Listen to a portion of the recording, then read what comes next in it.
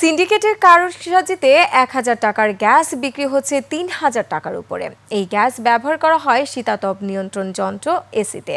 সিন্ডিকেটের কারণে অসহায় খাত সংশ্লিষ্টরা।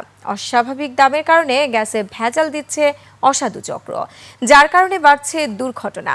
এসির গ্যাস সিন্ডিকেট নিয়ে আলী আহমেদের অনুসন্ধানী প্রতিবেদন।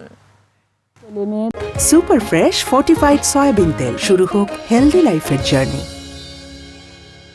দেখাশোনার মতো কেউ নাই। দীর্ঘদিন খুলনায় এসি মেরামতের কাজ করতেন তার স্বামী। সম্প্রতি এসি দুর্ঘটনায় মারা যান তিনি।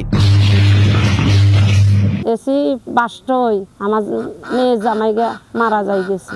আমার শ্বশুর বাড়ির লোক এরকম আর্থিক অবস্থা নাই যে আমারে দেখবে। প্রতিনিয়তই এসি বিস্ফোরণে হতাহতের খবর আসে গণমাধ্যমে। ৫ বছরে ২ শতাধিক দুর্ঘটনা ঘটলেও সঠিক তথ্য নেই কোথাও।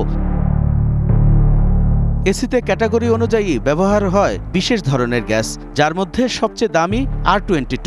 এটি ওজোন স্তরের জন্য ক্ষতিকর। অনুসন্ধানে জানা যায় সবচেয়ে বেশি এসি বিস্ফোরণ হয় গ্যাসে ভেজাল মেশানোর কারণে। আর ভেজালের প্রবণতা বাড়ার কারণ সিন্ডিকেট।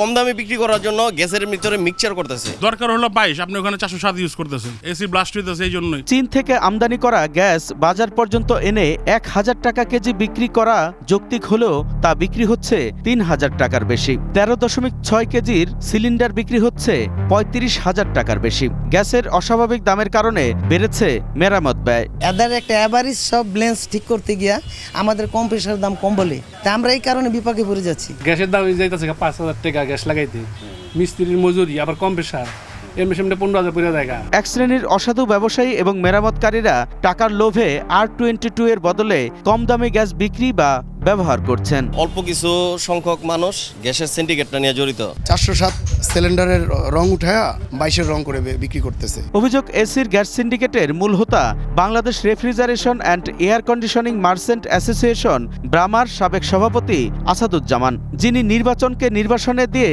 সংগঠন চালিয়েছেন একতরফাভাবে, যার বিরুদ্ধে ইউএনডিপি প্রকল্পের টাকা লোপাট, ঘুষের বিনিময়ে গ্যাস আমদানির সুযোগ করে দেওয়ার অভিযোগও আছে। আসাদ সাহেবকে টাকা প্রদান করি, তখন সেদিন দিয়েছিলাম ৩ লাখ, পরবর্তীতে আরও ২ লাখ, মোট ৫ লক্ষ টাকা।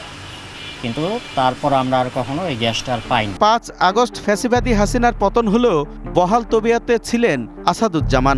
বিপদ টের পেয়ে এবছরের ১ জানুয়ারি পদত্যাগ করেন তিনি। তবে বহাল তবিয়তে তার সিন্ডিকেট। বিদেশে অবস্থানরত আসাদুজ্জামান তার বিরুদ্ধে আনা অভিযোগ অস্বীকার করেন। মিথ্যা কথা, এখানে নির্বাচন বোর্ড ছিল, নির্বাচন কমিশন ছিল। আলী আহমেদ, ২১ টেলিভিশন।